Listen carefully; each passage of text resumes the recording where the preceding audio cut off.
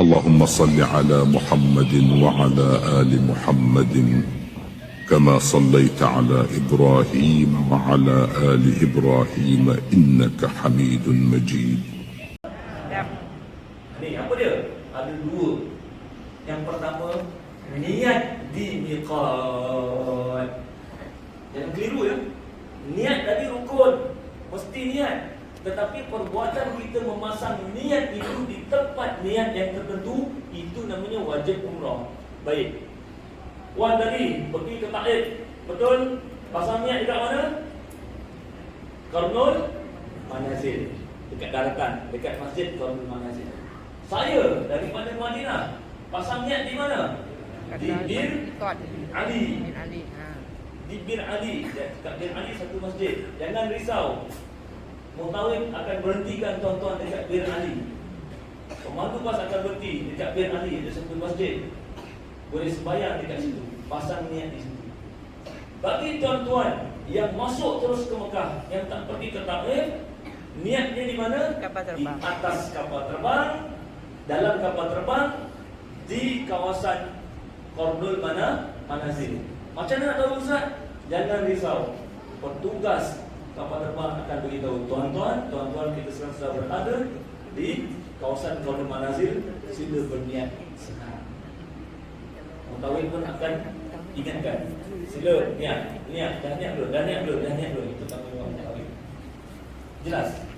Perbuatan kita memasang niat dekat tempat tadi itu, sama ada di Qarnul Manazil ataupun di Bir Ali, itu namanya wajib umrah. Katalah tuan-tuan tertidur, tuan-tuan kita dah sampai Qarnul Manazil, sila niat sekarang. Tidur, dikejut-kejut tak bangun, sampailah kapal terbang turun dekat Jeddah. Bangun sudah, aku tadi tak, memang aku tak niat, aku lupa betul nak niat. Maka niat dekat airport. Boleh tak? Boleh. Sah tak umrah? Sah. Tapi kena Dah. faham tak? Dekat Bir Ali, Mutawif dah kata, niat semua tuan-tuan, niat sekarang. Nawaitu umrah wa aradha lillahi ta'ala. Niat. Rupa ada satu orang tidur, tak bangun-bangun. Sampai dekat RNR, Ustaz, mana Bir Ali? Kita lepas. Tadi niat tak? Tak niat. Niatkan RNR. Dah lepas Bir Ali. Sah tak? Sah. Tapi kena? Jelas Yang pertama. Yang kedua, menjaga larangan dalam ihram. Tuan-tuan, bila mana kita niat saja nawaitul umrah wa ahramtu biha, kita niat saja, maka ada 13 larangan dalam ihram yang perlu kita jaga. 2 khusus untuk lelaki, 1 khusus untuk perempuan, 10 lagi lelaki dan perempuan. Kita akan bincang. Baik. Bila mana kita pakai umrah, pakai ihram, ya? Maka kita pakai ihram. Ya, kita pakai ihram. Tuan-tuan, dengar ya. Bagi orang lelaki pakai ihram, kita memerlukan 2 helai kain. 2 helai kain, iaitu kain yang akan menutupi kita punya bahagian pinggang ke bawah, antara pusat dan lutut. Satu lagi kain yang akan menutupi bahagian atas badan kita. Baik. Kalau tanya saya nak pakai ihram macam mana? Pakai ihram ni tuan-tuan, banyak cara dia. Yang penting bila kita pakai ihram, aurat kita mesti terjaga. Bagi lelaki daripada pusat sampai lutut. Bagi perempuan tak ada masalah. Sebab apa? Dia pakai telkung, itulah dia. Semua pakai telkung kan? Semua pakai telkung. Jadi yang lelaki ni, satu lagi yang lelaki ni, kita punya aurat kita ketika ihram bergantung pada 2 helai kain ini. Sebab apa? Bahagian dalam kita tak ada apa-apa pakaian lagi. Inilah. Kalau ini terbuka lah dia. Buatlah pertunjukan dah sana. Maaf gurau. Tuan-tuan, okey. Cara saya. Tuan-tuan sekarang banyak YouTube dan sebagainya. Tengoklah kat YouTube nanti macam-macam cara. Carilah cara yang tuan-tuan rasa mudah selesa nak buat. Okey. Yang penting tadi kata apa? Mesti untuk out. Baik. Kalau cara saya akan bagi dua macam ni, ya, dan saya akan temukan kain ni dan di hujung ni saya akan lebihkan sekitar 1 kaki atau 1 kaki setengah. Ya. Kemudian tarik ke tepi ni dan saya akan sidaikan kain yang lebihan ni, saya akan sidaikan tadi. Sidai macam ni. Ya. Sidaikan dan saya sidaikan macam tu. Dan kita pun di pat. Kita gatakan bawah tu kemas-kemas, barulah kita gulung. 1, 2, 3, 4. Dah selesai tak? Yang bawah ni mesti melepasi kita punya buku lali. Tengok, gulungan ini mesti berada di atas pusat. Mesti dia ada di bawah atas pusat. Dan kita sokong lagi dengan tali pinggang. Tali pinggang ni tak semestilah pakai tali pinggang ni. Tali pinggang lain pun boleh. Tapi pakai tali pinggang ni, ini yang standard lah, memang ada. Berapa ringgit ni tadi? 20 kan? RM30. Ni pun saya beli juga ni, cari kan. Sebab apa? Mudah lah nak simpan duit sikit ke apa, boleh. Mudah kan? Dia besar, dia kuat. Ya? Dan kita akan pasangkan.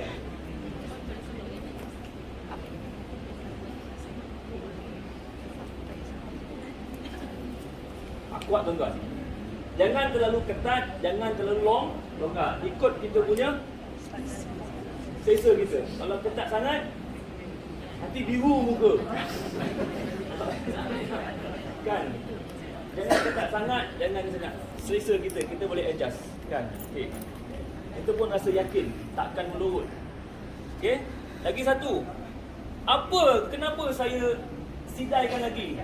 Sidaikan tipas tu supaya apa? Ada lapisan sokongan di sebelah bawah. Dan dia agak tebal sikit di bahagian depan ni. Sebab apa? Saya kata tadi, kita hanya bergantung kepada kain ni, aurat kita ni. Dan bila kita berjalan, kemungkinan kita akan terjatuh orang tolak, kemungkinan akan orang terpijak. Jadi kita ada save kat sini. Kemudian kalau kita terkangkang, nampak tak? Tak ada. Tak nampak. Dia ada sokongan lagi. Itu pentingnya. Sebab tu saya buat macam tu.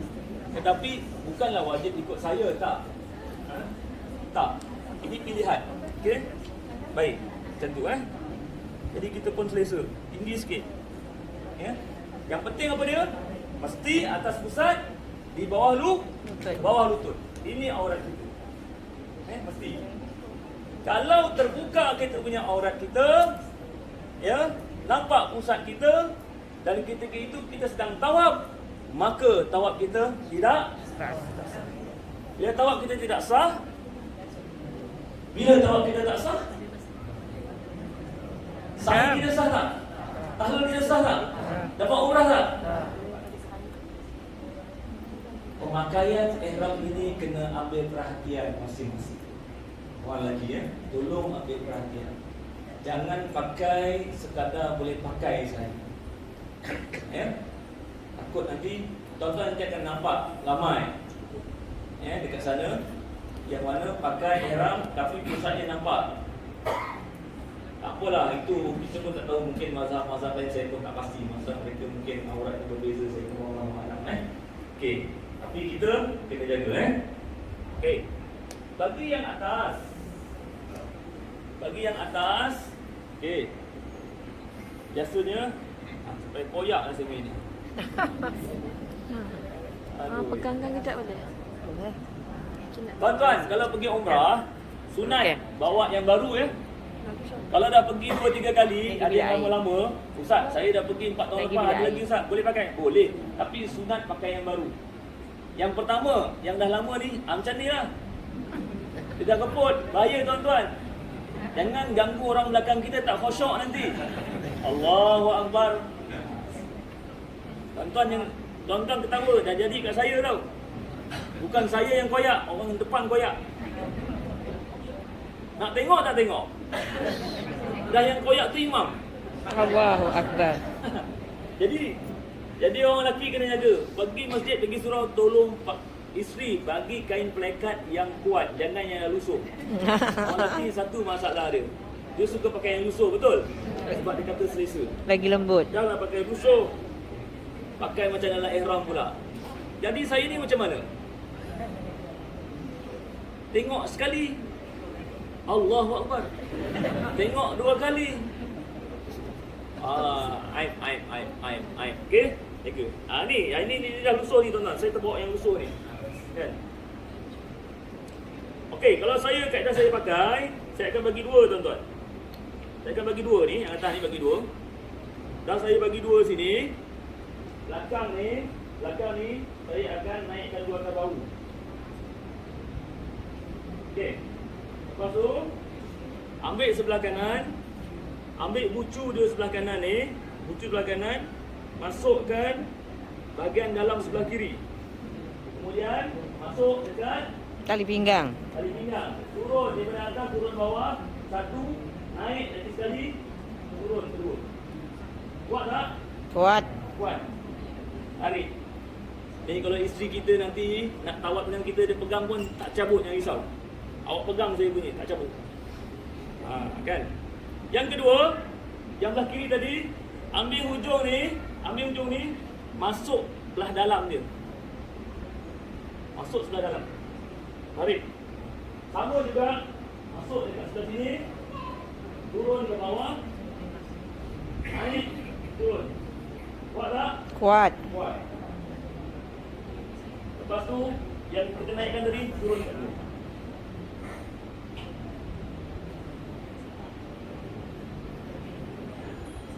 Ni, macam ni. Saya suka pakai macam ni. Saya pakai macam ni bila mana saya tolak mak saya pakai wheelchair. Siapa yang tolak mak dia, tolak isteri dia pakai wheelchair, pakailah macam ni, saya cadangkan. Sebab apa? Sebab kita tak risau kita punya kain ihram akan jatuh melempai-lempai ke bawah. Tak ada. Kalau kita rokok, Allahu Akbar, ada jatuh tak? Allahu Akbar. Sujud ada jatuh tak? Tak. Tak ada. Tapi kalau tuan-tuan pakai macam biasa tu, bila tuan-tuan rokok, Allahu Akbar, yang di sini biasa akan Jatuh.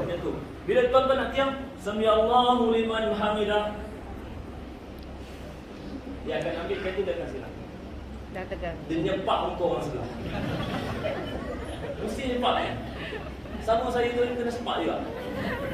Kan? Saya kena sepak juga tadi, kena sepak. Allah, tak apa. Kau sepak-sepak aku nak dia kata haram. Mesti akan sepak. Dia nak betulkan.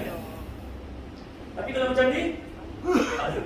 Kemudian satu lagi, kenapa begini? Bila tuan-tuan batal nak ambil wuduk, cara dia senang je.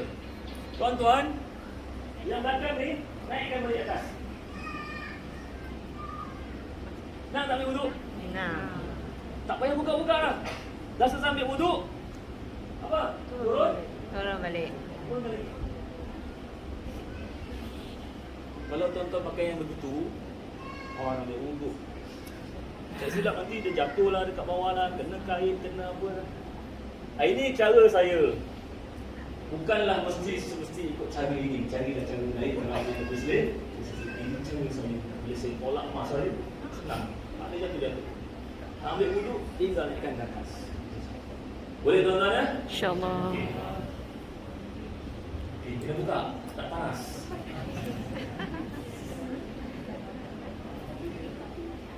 Bila kita tu buat tawaf kena buka sana. Nanti. Ha. Sekejap. Okey, tak juga Tapi ni tak boleh buka ni. Jangan buka dulu. Jangan buka dulu. Saya ikut arahan puan. Nanti nak tawaf.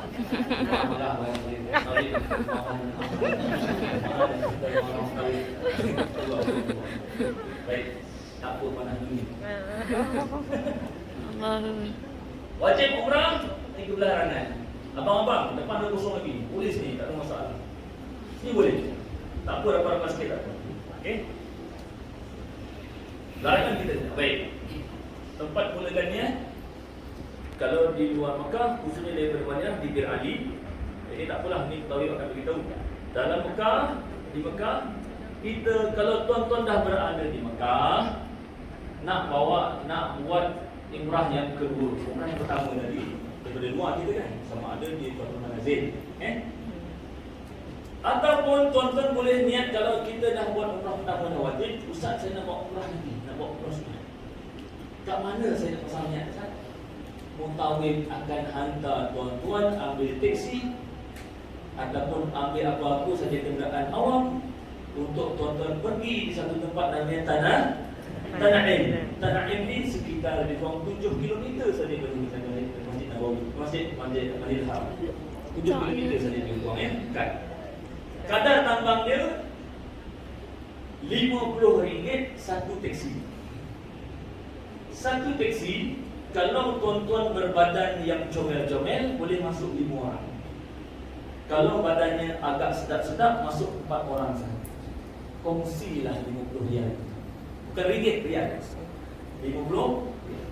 Kalau tuan-tuan ada 7-8 orang satu grup, ambillah kenderaan yang lebih besar sikit. Mutawif akan itu jangan risau. Tuan-tuan juga akan dibawa lawatan nanti di Makkah. Salah satu tempat lawatannya ialah Ja'ranah, Masjid Ja'ranah. Masjid Ja'ranah ini adalah salah satu tempat untuk kita pasang ni untuk menonton. Hudaibiyah dulu kita pergi, sekarang kita dah tak pergi Hudaibiyah. Kita hanya pergi Ja'ranah. Okey, yang ini ikut arahan Mutawif. Mutawif akan kata, besok kita pergi lawatan. Siapa nak bawa umrah, bawa kain ihram, dia kata. Bawa kain ihram. Okey. Pemakaian dalam ihram, contoh selipar itu bagi lelaki mesti yang menampakkan kelima-lima jarinya dan juga tumitnya. Jemaah saya tu hari saya gunting seliparnya. Sebab seliparnya Tertutup. tak nampak jarinya yang kecil, yang ujung sekali. Kan? Pakcik, gunting boleh? Buat dah Ustaz. Habis tu tak ada orang jual selipar langsung. Macam mana nak buat? Boleh gunting? Halal. Saya pun pergi jumpa orang jual-jual tu, ada gunting, pinjam kejap. Gunting lah Lelaki. nampak kelima jari halal. Lelaki dia tak ditutup. Jadi untuk itu tuan-tuan, maksudnya daripada sini siapkanlah selipar yang boleh menampakkan kelima-lima jari dan juga tumit tiga. Selipar dengan mahal-mahal, selipar murah. Pakai selipar Jepun sudah. Kita tak nak melancong kan. Nak pergi buat ibadat kat dalam rumah. Okey. Niat umrah. Tadi sudah tempat yang dia. Baik. Ini gambar-gambar saya belajar dulu. Okey, di Masjid Bir Ali. Tuan-tuan akan pergi nanti, Bir Ali. Kalau tuan-tuan daripada Madinah lah. Kalau tuan-tuan dari Mekah, saksikan Bir Ali ni. Tak pergilah daripada Madinah, Bir Ali lah. Baik, apa nak buat di Bir Ali bagi jemaah yang daripada Madinah? Tuan-tuan, solat sunat Tahiyatul Masjid Bir Ali, solat sunat ihram. Bila kita dah pakai ihram, maka kita pun solat sunat ihram, kan? Solat sunat ihram, raka'ataini lillahi ta'ala. Saya tu solat sunat ihram dua rakaat dengan Allah Ta'ala. Niat umrah. Okey, niat umrah. Ikut saya. Nawaitul umrah. Nawaitul umrah. Wa ahramtu biha. Ahramtu biha. Lillahi ta'ala. Sahaja aku mengerjakan umrah dan ihram aku dengannya. Kerana Allah Ta'ala. Nawaitul umrah tu namanya lafaznya yang sahaja aku itu namanya niat, letaknya dalam hati masing-masing. Okey. Tak selesai. Bila mana kita niat saja tuan-tuan, niat saja, maka tertanggunglah 13 larangan, pantang larang yang perlu kita jaga. Okey. Baik, sekarang masuk niat bersyarat. Niat bersyarat. Okey. Dengar sini ya. Ini cukup penting. Pertama sekali bagi orang perempuan. Saya khususkan bagi orang perempuan. Orang perempuan ni dia ada cuti yang Allah beri pada dia, cuti istimewa. Walaupun saya tunjuk ke orang perempuan, orang lelaki kena ambil tahu.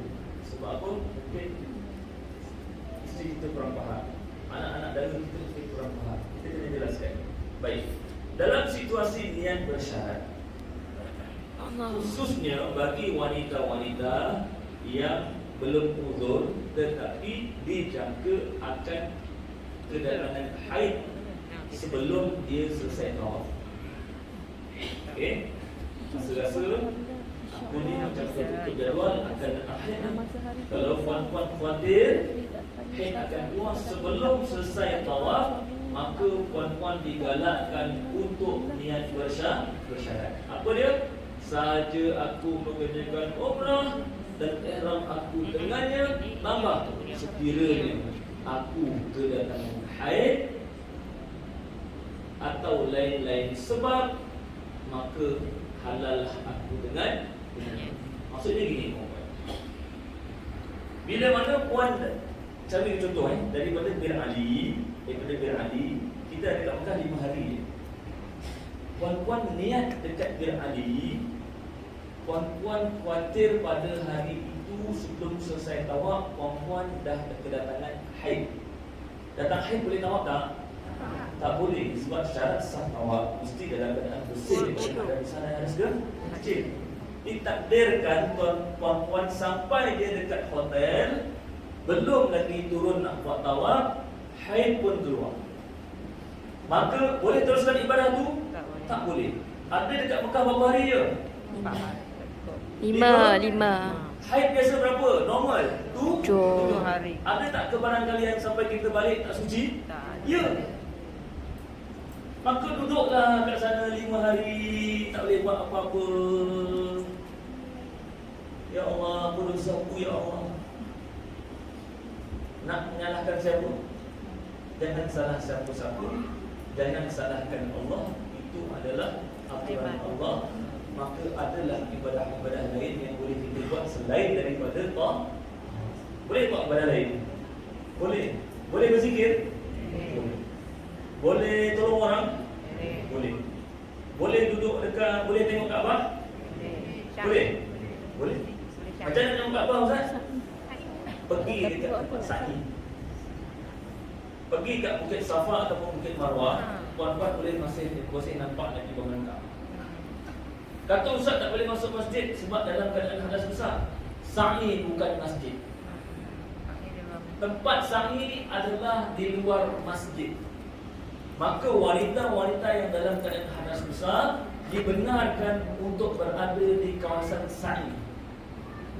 Yang tak boleh masuk Masjidil Haram.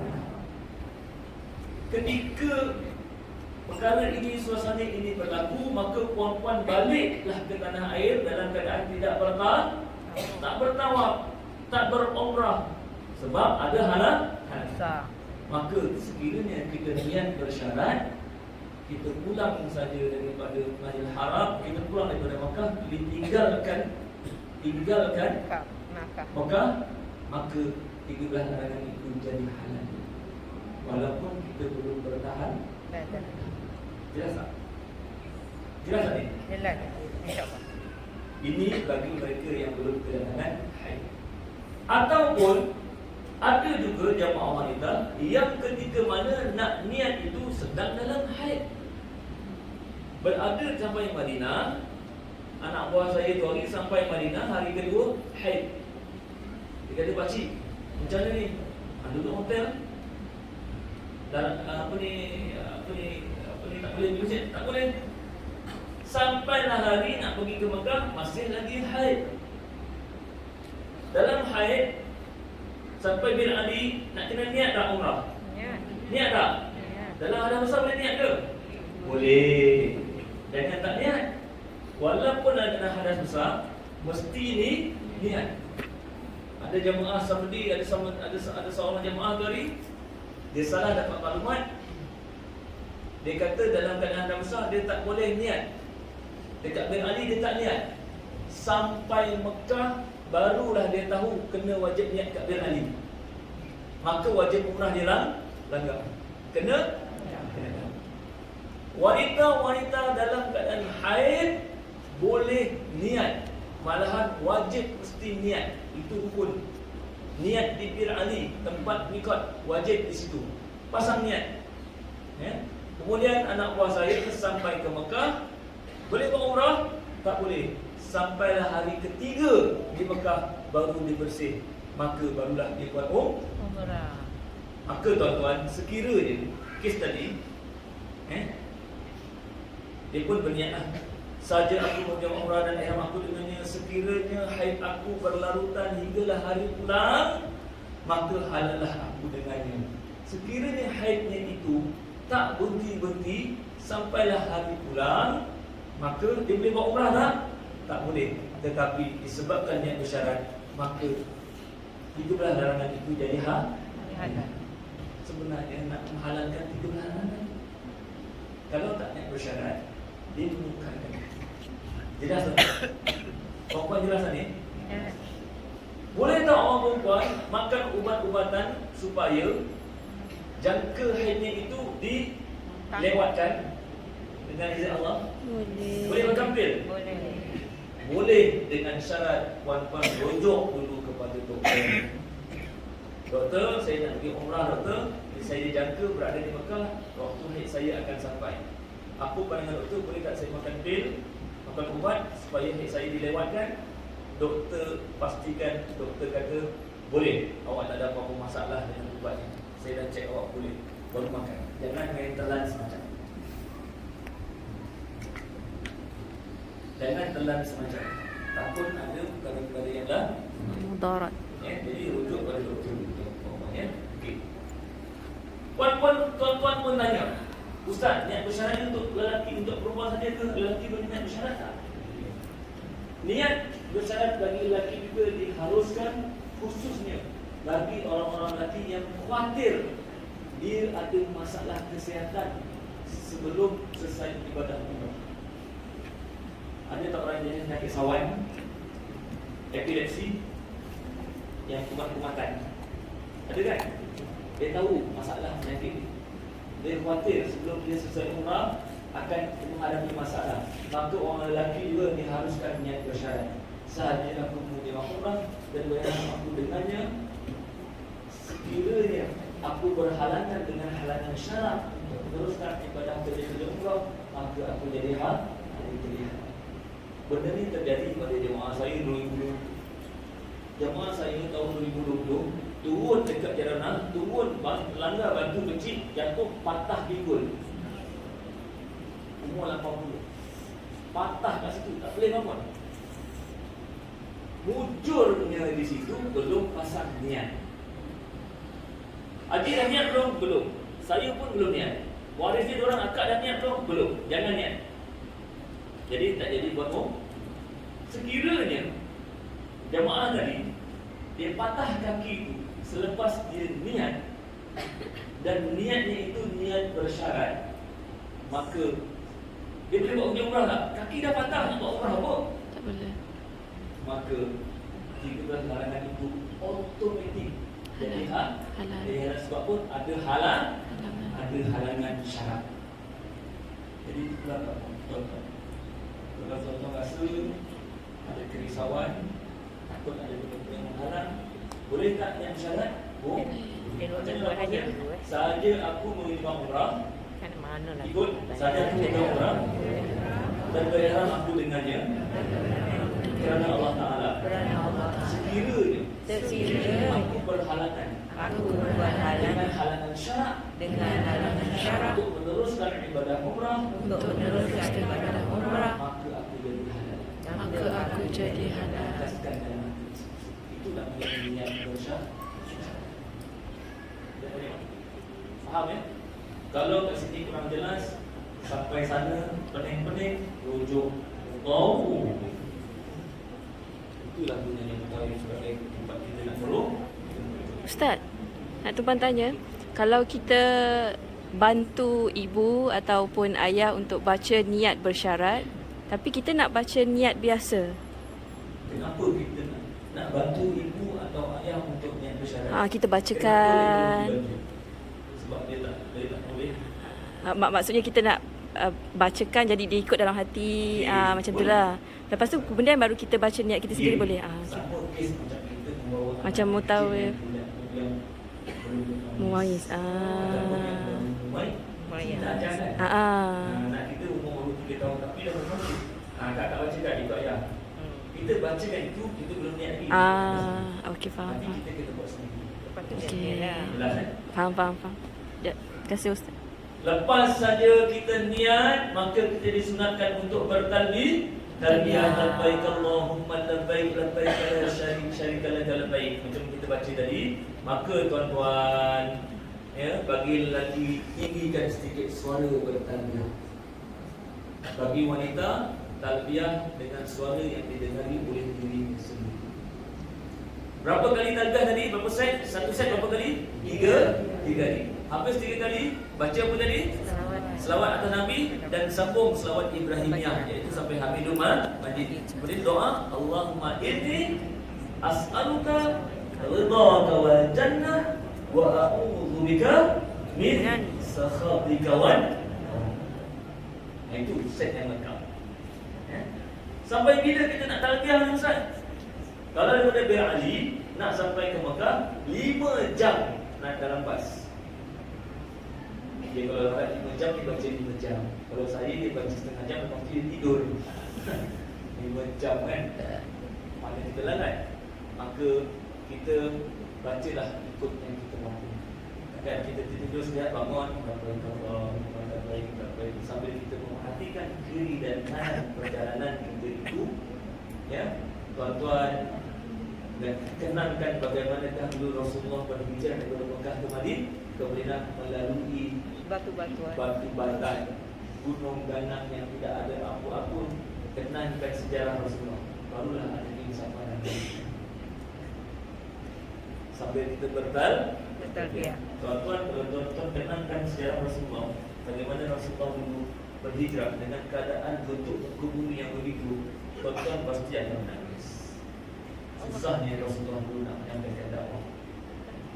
Mesti kita akan, ya Allah, macam ini Rasulullah, bukan naik bas macam kita. Dengan saya nak Abu Bakar, naik apa? Unta. Dah lah naik unta, dalam keadaan dikejar oleh kafir musyrik nak dibunuh. Inilah perjalanan kita. Kita kena kaitkan dengan sirah, baru kita ada rasa, ya Allah, ya Allah, ya Allah, ya Allah. Okey, baik. Sekarang kita akan masuk larangan semasa ihram. Kita cepat sikit. Baik. Larangan ada berapa? 13. Lelaki ada berapa untuk lelaki saja? 2. Apa yang pertama? Yang pertama, menutup kepala atau sebahagian daripada kepala. Maka dalam keadaan saya ni, betul tak ni? Tak Betul tak? Tak betul. Kenalah buka. Dan tak boleh pakai. Satu, tutup kepala. Maka orang lelaki ketika mana pakai ihram saja, niat saja dalam keadaan sebelumnya itu, pastikan kepala kita dalam keadaan tidak ada apa-apa. Tangan dengan dulu kopiah kita simpan dalam beg. Jangan kita pegang, takut-takut kita lupa. Simpan dalam beg dulu. Kita dah tak boleh pakai apa-apa dalam mata kita berihram. Baik. Kalau kita dalam berihram panas, contohnya suhu panas. Kalau tuan-tuan pergi bulan 2 hari sejuk kan? Sejuk. Katalah kita berlindung di bawah kemah. Boleh tak? Kemah ni kita cepat duduk berlindung bawah kemah. Dikira kita tutup kepala tak? Tak. Ataupun kita berpayung. Pakai payung itu dikira tutup kepala tak? Tidak dikira tutup kepala. Yang dikira tutup kepala contohnya kita pakai kepala. Pakai topi, pakai cap, itu ditutup kepala. Jadi orang lelaki tidak boleh menutup kepala selagi mana dia berada dalam ihram belum bertahalul. Ini yang nak pergi ni bulan sejuk, bulan 12, berapa darjah Celsius dekat sana? Sejuk. Campur pula masuk dalam bas. Ada aircon tak? Ada, sejuk lagi. Kepala kita dengan tembak aircon lagi, dengan cuaca kat luar sejuk. Sejuk tak? Sejuk tuan-tuan kepalanya tuan. Naik bas pula 5 jam, 6 jam. Kain ihram pula baru, beli yang tebal. Sedap tu. Sedap. Jadi tuan-tuan pun dah tengok sana, tengok sini, mata pula dah mula ngantuk. Tadi pun Tauhid bawa ajak makan, maka pun Allahu Akbar, kita pun tutup kepala.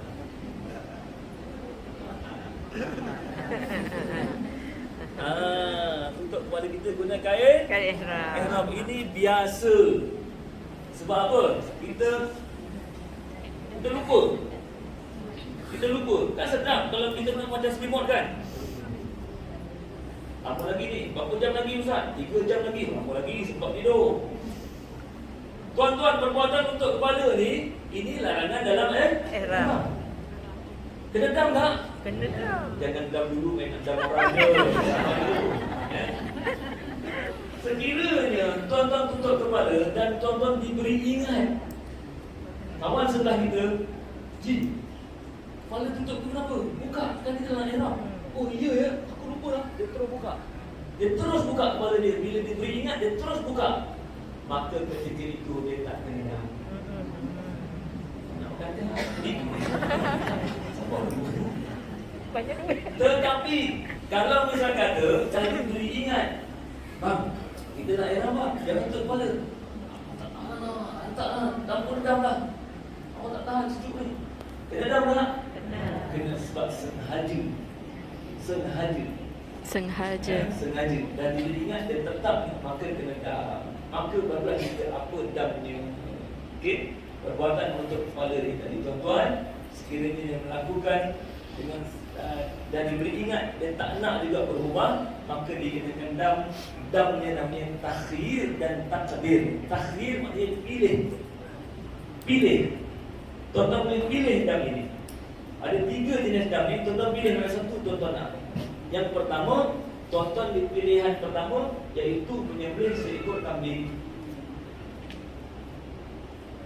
Yang kedua, tuan-tuan diberi pilihan yang kedua untuk bersedekah kepada 6 orang fakir miskin. Setiap orang diberi nilai 10 rial. 10 kali 6 orang 60 rial. Yang pilihan ketiga, tuan-tuan boleh untuk berpuasa 3 hari. Nak yang mana? Pilih. 60 rial. Semua orang kami 60 rial. Jadi 60 rial itu tuan-tuan, ini pilihan. Kambing, kalau tuan-tuan, saya nak kambing Ustaz. Boleh tak? Boleh. Tapi kebanyakan akan pilih yang kedua, iaitu 60 rial diberikan kepada fakir miskin. Siapakah fakir miskin itu? Tuan-tuan pergi ke masjid, tuan-tuan akan nampak pekerja-pekerja pembersihan di masjid, Bangladesh, Pakistan, itu mereka itu boleh dikategorikan sebagai orang fakir miskin. Tuan-tuan berilah setiap orang itu 10 rial daripada 6 orang. Jelas? Nak bagi jangan tunjuk-tunjuk. Ana nak bayar dam lah. Siapa nak dam sini jumpa Ana. Oh ya. Nanti tuan-tuan di promote. Nak bagi pun lalu sebelah salam. Jangan buka-buka. Nanti tuan-tuan kena kejar sampai dalam masjid. Mereka memang menunggu. Jadi bagi lalu nampak lagi. Jangan tunjuk-tunjuk bagi. Nanti tuan-tuan kena kejar 5. Jangan ikut nanti. Sampai dalam masjid selesai. Okey, jelas kan? Itu dam bagi orang yang untuk baik. Ini lelaki saja. Perempuan tak ada masalah. Perempuan memang dah tutup kepala. Memakai pakaian bersarung atau berjahit serta bertutup lelaki sahaja. Sebab tu saya kata tadi, dalam ihram boleh pakai seluar? Tak boleh sebab seluar ini pakaian yang berjahit bercantum. Minta maaf, seluar dalam tak boleh. Kena tanggal dulu. Baju pagoda tak boleh. Kena tanggal dulu. Semua tak ada. Sebab itu apa? Bila kita pakai ihram, kita hanya ada 2 helai saja kain, iaitu yang bawah ini namanya izar, kain bawah ni, dan juga kain yang untuk bahagian atas ini saja. Yang lain-lain tak digunakan. Jadi kalau jemaah saya dengan kaki bising sikit sebab saya tak mau ada yang lupa. Haji, betul ada? Dah? Yakin? Saya apa boleh? Tak payah Ustaz. Sebab memang saya yakin. Okey. Saya getak je sebenarnya. Saya bukan boleh. Nak lapor ni? Ada? Tak payah Ustaz. Saya memang yakin. Tak ada. Jadi saya pun betul. Kalau ni, ada lagi? Ada yang memang saya tukar. Tak faham bukan saya yang gatal. Tak, saya nak pastikan jemaah saya mesti dalam keadaan sempurna pemakaiannya. minta maaf masing-masing. Sebab tu jemaah kena saling ingat. Satu bilik kan? Satu bilik, saya ingat. Kau betul saya makan ni dalam hari tak ada. Ini jadi satu tolong kerjasama. Pakaian bersarung atau berjahit. Okey. Maknanya stokin boleh pakai tak? Tak boleh. Maka tuan-tuan pergi pada bulan 12, bulan 19 ni sejuk kan? Sejuk. Tapi tuan-tuan memang pakai stokin hangat. Tapi bagi lelaki tak boleh pakai stokin ketika dalam di luar ihram aja pakailah stokin. Saya pergi bulan 2 dulu tu saya masih lagi pakai sarung hangat sebab saya tak tahan sejuk. Bulan 2 saya pakai sarung hangat, pakai stokin tebal. Baju 5 helai saya pakai. Bulan 2 saya jadi tak tahan sejuk. Kalau bulan 12 ni climax ni. Jadi tuan-tuan pergi bulan 12 tolong prepare dengan baju sejuk. Orang perempuan dia okey sebab dia lekuk semua dia memang dia berapa lah. Tapi kita orang lelaki prepare yang tak tahan sejuk. Bulan 12 sudah bawa baju sejuk. Okey. Baik. Tuan-tuan mungkin ada yang sakit lutut yang pakai knee guard. Apa tu dipakai? Guard kaki tu yang bersarung tu, yang macam getah tu kan. Tuan-tuan, kalau tuan-tuan nak pakai dia, cari jangan yang bersarung, pakai yang lipat, yang muka lipat. Zip-on. Pakai zip-on tu dibenarkan. Dia tak dikira bersarung. Lelaki-lelaki, perempuan tak apa. Perempuan tak apa. Sarung tak boleh. Tak? Okey. Baik. Menutup muka bagi perempuan sahaja. Lelaki boleh tutup muka. Cuma kat sekarang di tanah haram di mana majoriti memang tak pakai mask lah. Tapi tuan-tuan digalakkan pakai mask. Digalakkan pakai mask. Cuma wanita ketika mana dalam keadaan ihram, tuan-tuan puan-puan tidak dibenarkan untuk menutup muka. Pakai mask ni dikira menutup muka. Jadi kena buka sebentar.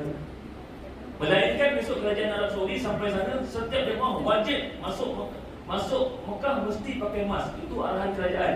Maka kalau puan-puan pakai itu tak kena biar sebab arahan kerajaan. Arahan boleh macam masa kita masuk Covid semua pakai mask kan. Arahan kerajaan Saudi. Maka puan-puan pakai itu tak dikenakan dam sebab itu arahan kerajaan. Jelas kan? Ustaz, tadi yang pakaian berjahit tu, kalau tali pinggang tu berjahit tak boleh juga kan? Boleh. Tali pinggang boleh. Tali pinggang boleh. Okey, faham. Itulah sebab banyak jual yang berjahit. Faham. Okey, satu lagi isu bila mana tuan-tuan pakai kain plekat. Pergi masuk hotel, sampai di Mekah, mutawif akan bagi kunci hotel dulu, rehat dulu 1-2 jam sebab perjalanan jauh kan. Tuan-tuan boleh mandi tak? Nak mandi dalam hotel, nak segarkan badan. Mandi takkanlah nak bagi gitu-gitu je. Mesti nak tutup. Macam tilar. Kena mandi dalam keadaan kita tu tutup. Bawa kain plekat kan? Kain plekat tu bersarung tak? Bersarung, tapi jangan pakai cara bersarung. Pakai lipat itu. Jangan disarung. Walaupun kain plekat itu bersarung dan berjahit, tapi kaedah pemakaian itu bukan cara bersarung. Kaedah kita berlipat. Kena dam tak? Jadi jangan jadi alasan di situ supaya kita mandi dalam keadaan tak pakai apa pun. Kena pakailah. Okey. Seterusnya, memakai sarung tangan bagi lelaki dan perempuan. Musim sejuk, memang perempuan akan pakai sarung tangan. Tapi ketika ihram boleh tak? Sabarlah. Sabar. Ini untuk lelaki dan perempuan. Tak boleh pakai sarung. Okey.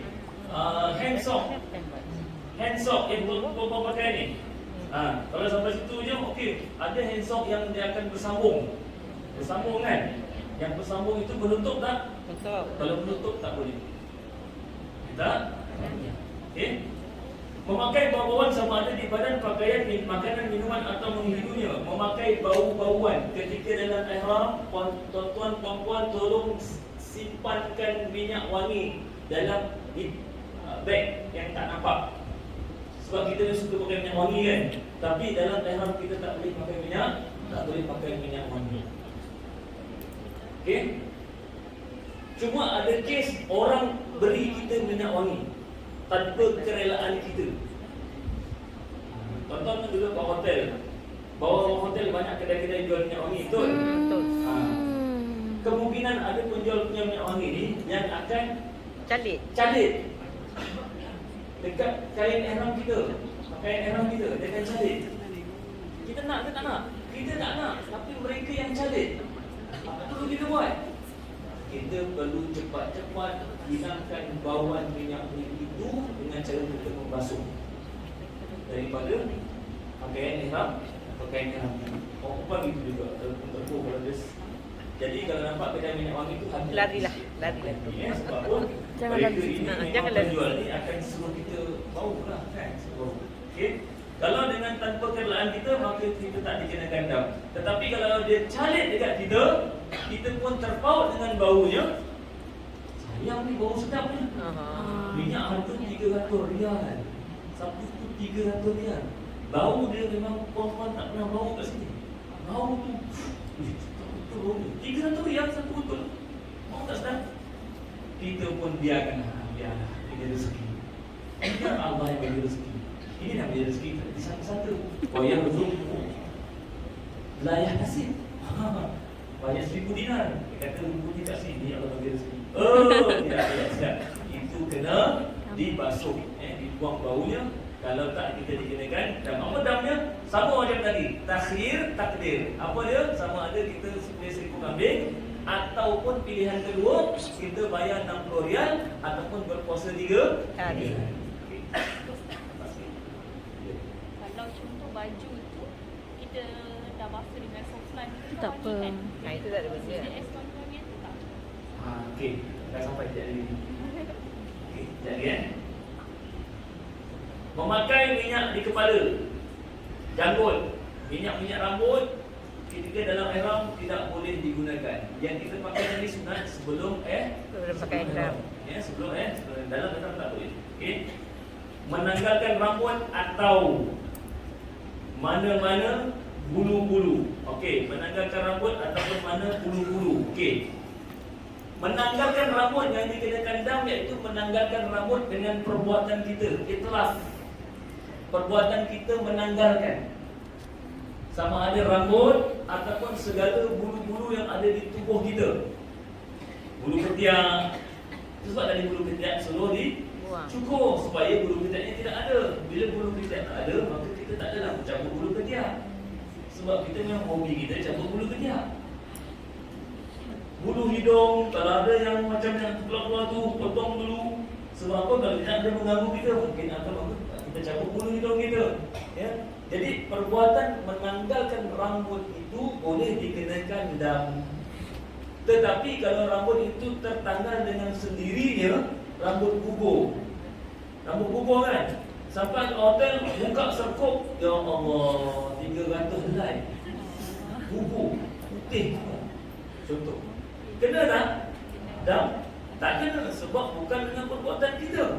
Dia gugur dengan sendiri. Yang dikenakan dam ni kalau dengan perbuatan kita baru kena. Okay. Tadi soalan, kalau baju kita berbau wangi disebabkan kita membasuh. Kita basuh daripada Malaysia ni wangi lah kan. Maka sampai sana bau sofran tu memang wangi kan. Itu tidak menjadi masalah, bukan sebab kita berwangi-wangian, tetapi itu dah dengan sebab kebersihan. Sama dengan kita mandi tadi dekat hotel, kita mandi, ada sabun mandi dalam bilik hotel. Betul? Boleh tak guna sabun mandi? Boleh. Sabun mandi baunya wangi tak? Tetapi tujuan kita bersabun itu bukan nak wanginya, kita nak kebersihan. Ubat gigi wangi tak? Segar kan? Kita gosok gigi, wangi. Jangan sampai sana dah 2 hari, 1 hari, 1 malam tak gosok gigi. Sebab apa? Aku dalam ihram tak boleh gosok gigi. Ini wangi. Yang kena dam tak? Gosok gigi itu tuan-tuan. Dalam kapal terbang 9 jam dah 2 kali makan. Makan sate, makan nasi lemak. Sampai hotel, gosok gigi tak mau nak pergi tawaf. Astagfirullah. Gosok gigi. Tak mengapa ubat gigi itu wangi. Bukan wanginya, tetapi sebab kebersihan. Pakai ubat gigi, pakai sabun mandi.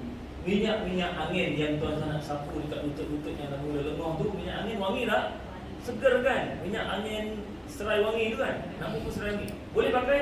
Boleh. Sebab kita nak, sebab perubatan, nak ubatnya. Bukan nak wanginya. Itu dibenarkan. Okey. Baik. Mengerat memotong kuku. Kerat potong kuku. Sebab tu tadi sunat kita kerat kuku dulu ya. Jadi jangan kita mengerat kuku, potong kuku dalam keadaan kita ihram. Sama dengan kita gigit-gigit kuku. Ni, gigit kan.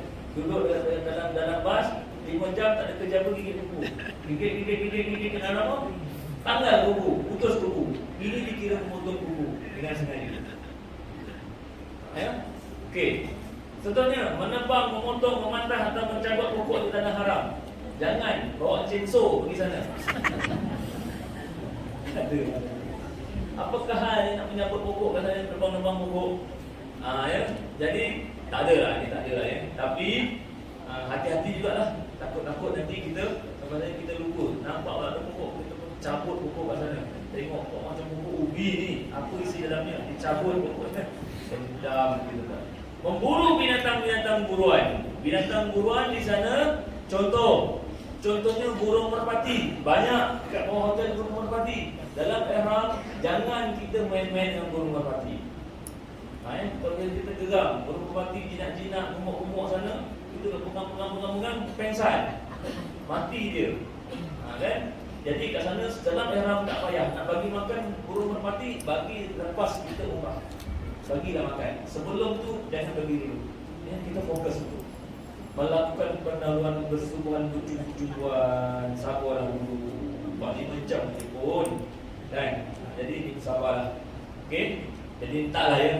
Melainkan kalau orang pengantin baru baru nikah seminggu, lepas tu duduk bilik berdua dekat Mekah, kat Madinah. Kan? Dari package ihram ni dia asing lelaki perempuan. Bilik lelaki lain, perempuan lain. Mereka tuan-tuan request untuk duduk bersama, selain lah. Melakukan persetubuhan ini term yang paling besar sekali. Rosak ibadah umrahnya. Ya, melakukan persetubuhan. Persetubuhan ini berlaku dalam ihram tuan-tuan dan dia menyembelih seekor unta. Ataupun menyembelih seekor lembu kalau tak mampu. Ataupun menyembelih 7 ekor kambing kalau tak mampu seekor lembu. Ataupun tuan-tuan kena bersedekah dengan nilai seekor unta berapa ribu. Ataupun tuan-tuan kena berpuasa dengan nilai pegat. Dan bukan sekadar itu, tuan-tuan kena qada umrah. Ya. Jadi saya kena sebut ni. Ni kena sabarlah dulu ya. Bernikah atau menikahkan. Dalam ihram jangan nak menikah atau menikahkan orang lain. Sabar dulu. Lepas tahallul nikahlah. Lepas tahallul nanti siapa nak menikah. Dalam ihram jangan nak menikah. Ya, itu adalah larangan. Okey, inilah 13 larangan. Adapun yang bawah-bawah tu tadi yang kita nak jadi itu yang biasa-biasa dah. Kepala. Sorry. Bagi yang wangi, tutup kepala. Naikin betul. Bawah-bawah tu insya-Allah ya. Okey. Dam yang dikenakan aku tadi ya. Dam ini adalah dam takhir takdir. Sembelih seekor kambing atau timas atau bersedekah 6 orang fakir miskin sebanyak 2 cupak, itu tiap-tiap seorang seminit 60 riyal, 1 cupak atau 5 riyal, atau berpuasa 3 hari. Yang 3 hari di Mekah, 7 hari di Madinah, maaf ya, ini silap ya. Ini adalah tertib takdir. Ini bukannya takdir takdir. Jadi dia berbalik. Yang ketiga itu bukan. Yang ketiga itu sebenarnya berpuasa 3 hari sahaja. Yang 3 hari Mekah, 7 hari Madinah itu ialah dam tertib takdir. Ini sedikit kesilapan. Saya pun berpaham. اللهم صل على محمد وعلى آل محمد كما صليت على إبراهيم وعلى آل إبراهيم إنك حميد مجيد